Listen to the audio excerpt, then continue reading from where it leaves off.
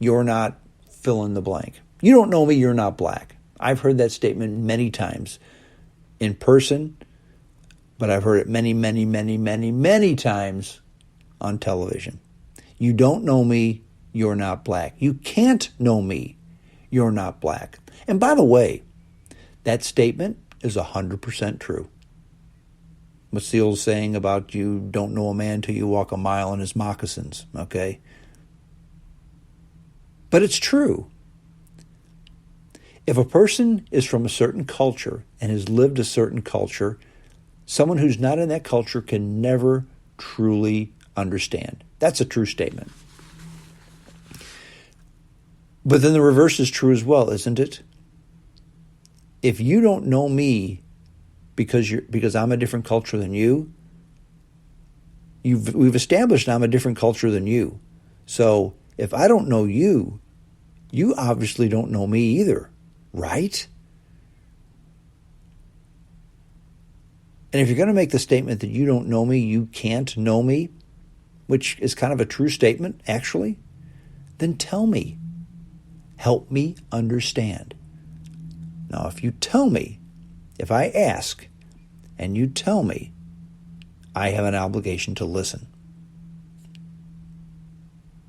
But be careful, because telling me doesn't mean lecturing me. If you talk to me and I listen, I then expect you to do the same. That's common courtesy, by the way.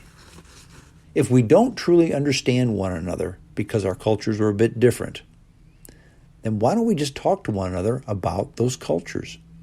Or, here's a funny thing to do.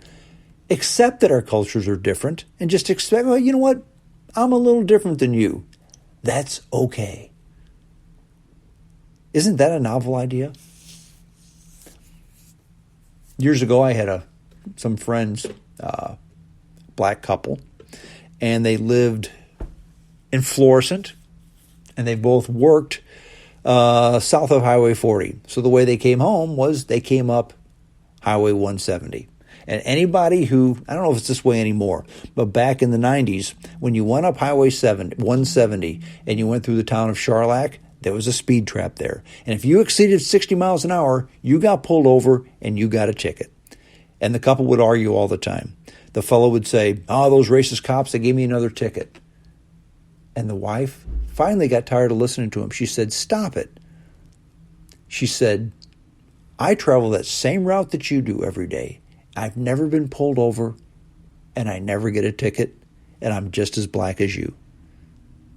He says, well, they don't pull you over because you're a woman. They pull me over because I'm a black man. And she said, no, they don't pull me over because I drive 60 miles an hour or less. That's why they don't pull me over. That was a true statement, I think. Now, cops shouldn't nitpick and hassle residents. They should never do that. That's a bad policeman who does that. Residents should obey laws. How many license, and we talked about this on the podcast with the cop last week, expired license plates. People just blatantly just doing whatever the heck they want. Look, residents should obey laws. Cops shouldn't nitpick and hassle residents. Cops should respect the residents, and the residents should respect cops. It's really quite simple. Now, again, we will never be living in a state of nirvana.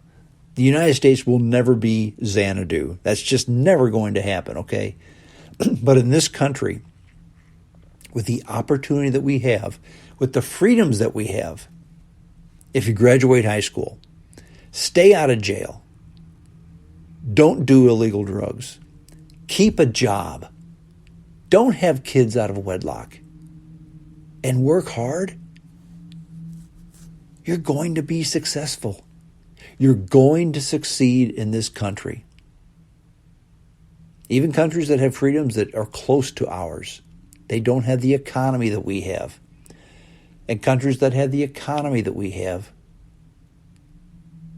don't have the freedoms. We have the best of both worlds. What if we just put all that stuff aside and concentrated on success? Everybody wants more. Everybody wants something more for their family. Let's try to take race out of it. Let's just call ourselves Americans, not Black Americans, not white Americans, not African Americans, not Irish Americans, just Americans. People. All one big happy family. I don't care what color your skin is. If you graduate high school, stay out of jail, no illegal drugs. And I say that because you're not going to pee clean and get a good job if you do illegal drugs, okay? Keep a job. No kids out of wedlock. And work hard. You are going to be successful.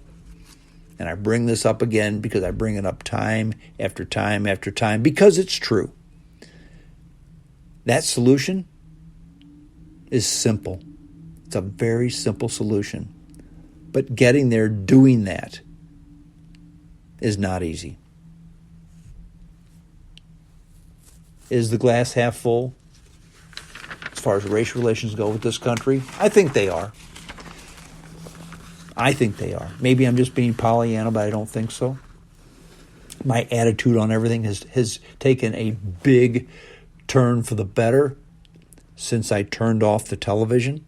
I can't tell you the last time I've watched CNN or Fox or MSNBC. I just don't watch them anymore.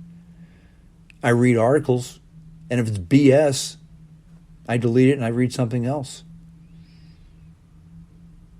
Let's try to do better.